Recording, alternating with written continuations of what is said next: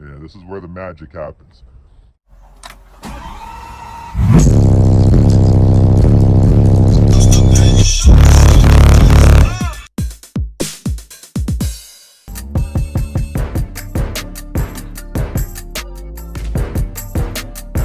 Let's get schwindy.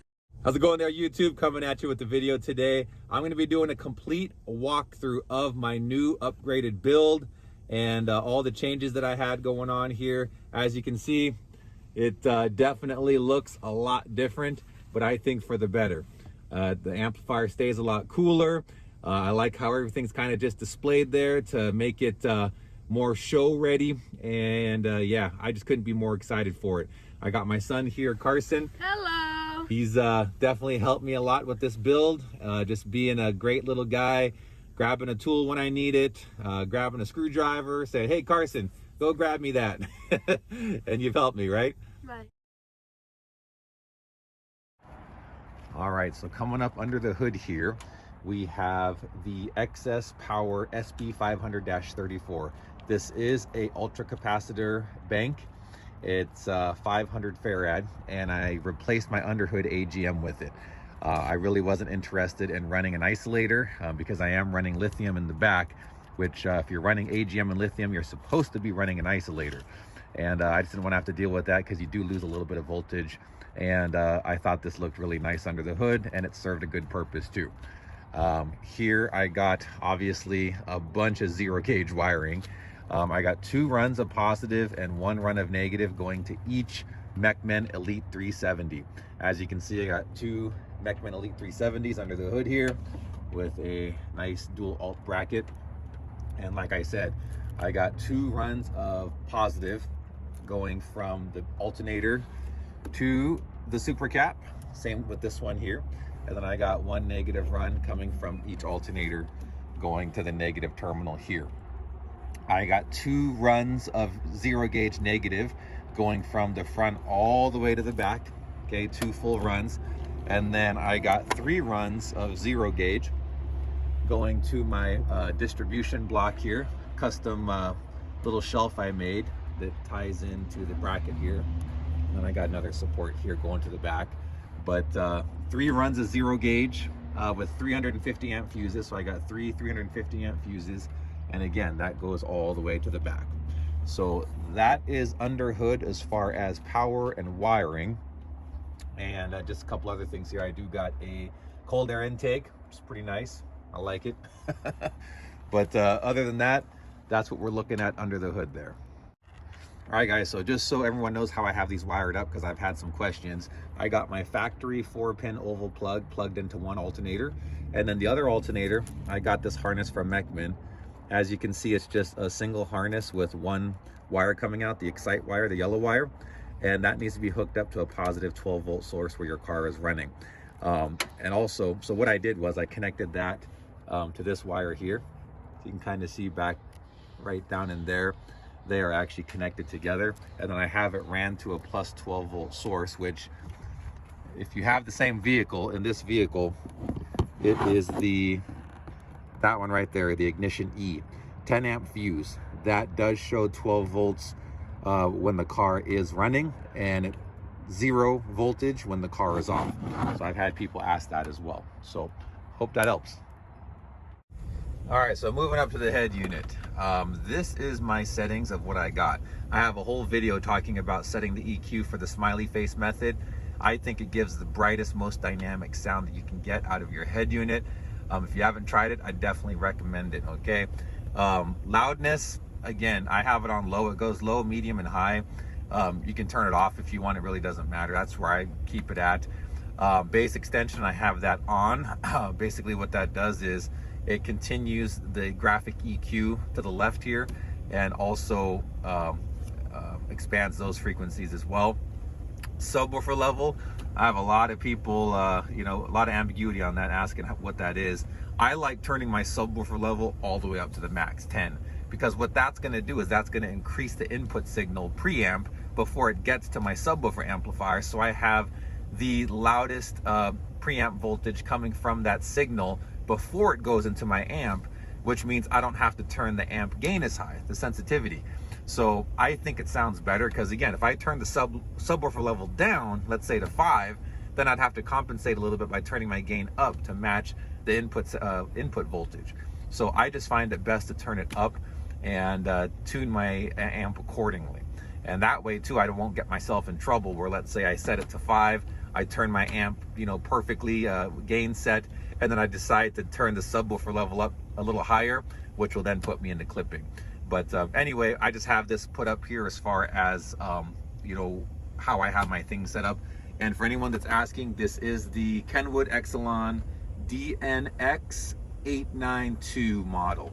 And what I really like about this is, one, it has rear view camera, which is important if you have a wall like I do.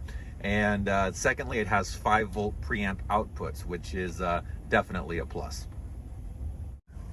All right, and I have some people ask me, well, what do I use to stream my music or play my music? So I have my actual Galaxy tablet here, and I have all my music right here that I want to listen to.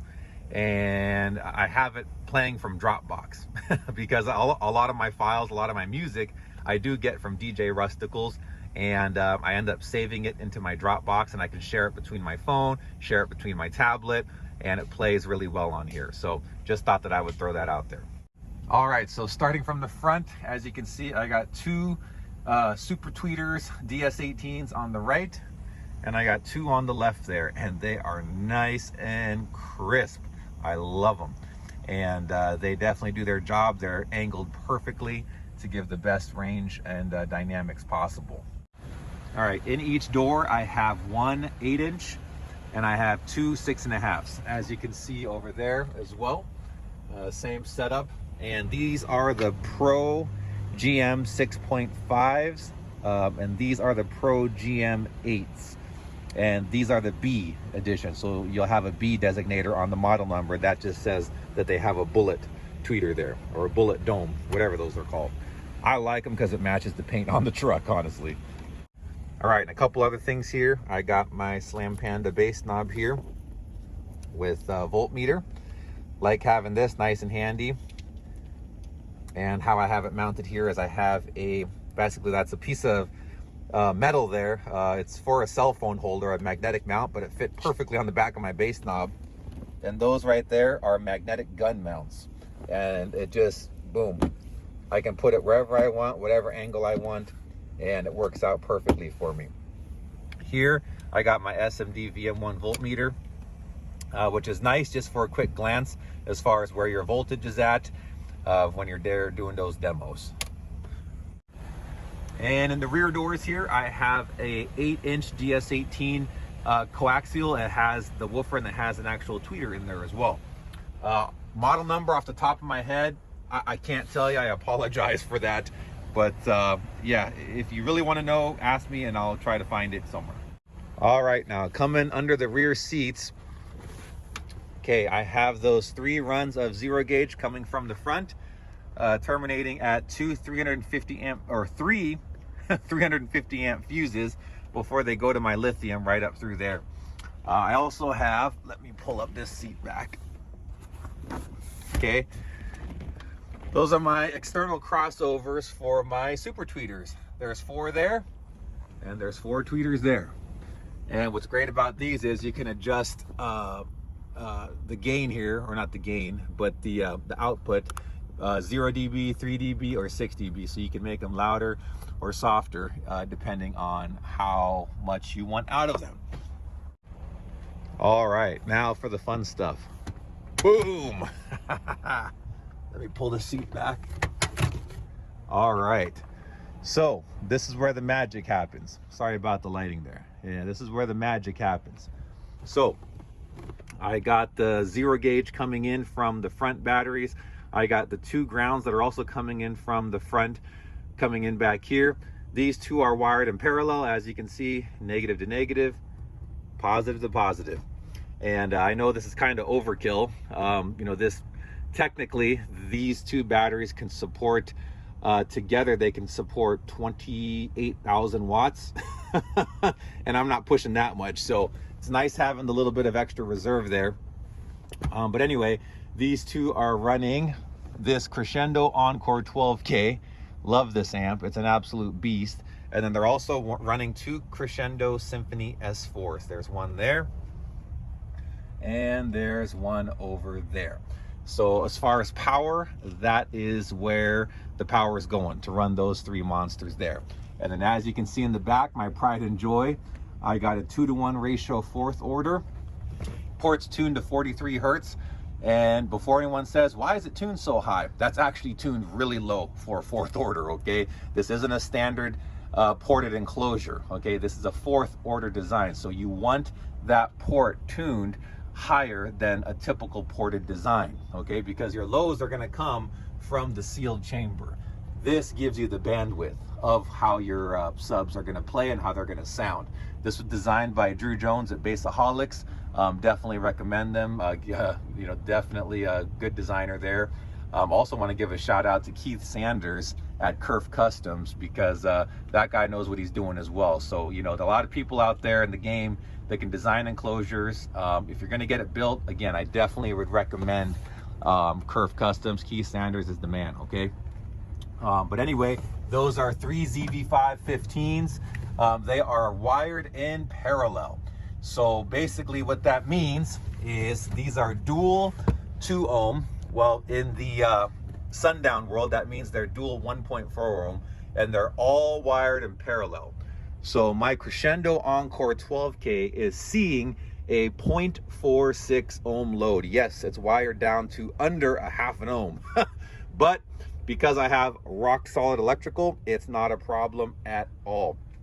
It does get a little warm, but that's what those guys are for. I got some massive cooling that's blowing air.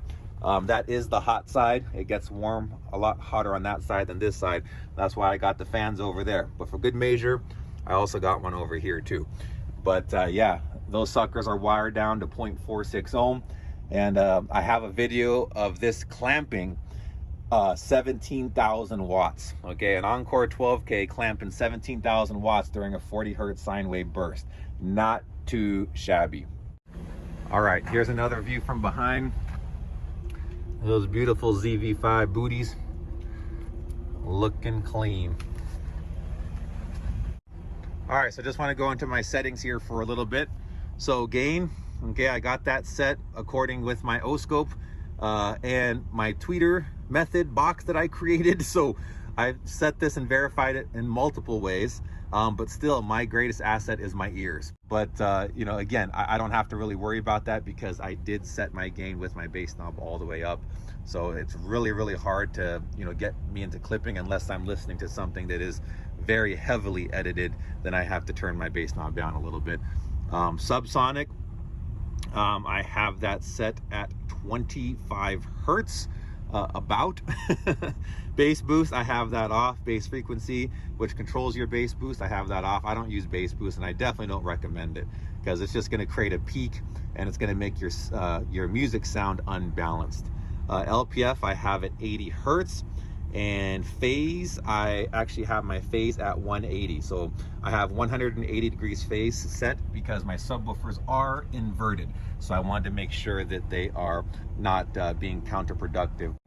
All right, so as far as my front stage, this amplifier here is running my tweeters in the A-pillar and then my back door speakers. That amplifier over there is running solely my front doors, that pod there and that one there. Okay, now as far as the tweeters, okay, again, I have those externally crossed right here, okay, and I believe they high pass at 2500. Don't quote me on that, maybe it's a little bit higher. I tell you, when you start getting a system this big with so many different parameters, numbers kind of start blending and mixing together. Okay, so I'm doing the best I can here. And then these guys here, they're HPF'd at 150. Okay, and that's it. I don't have any LPF on them or anything like that. Wow, I just found a little piece of wire. Where'd that sucker come from? Dang, must have been working on my car. But yeah, these are crossed or LPF'd or HPF'd only. I don't have an LPF on them because they do got that tweeter there. All right, now as far as the doors, the 6.5s, I have them HPF'd at 150, and the 8-inch I have HPF'd at 125. And I have the LPF, the low pass, on all of those set to 2500. So they're only playing a bandpass range because I don't need them to play the highs, because I got those suckers there and they're ear piercing. So that's where I got those suckers set. Next level car audio, SPL freaks. What do you know about them? DS18, love them for mids and highs. Excess power, super caps, Sundown audio, Mechman alternators, Crescendo. I just need to get me a Limitless sticker right there. Boom, that'll complete it. SPL freaks represent. Yep, I know, I need to clean my window.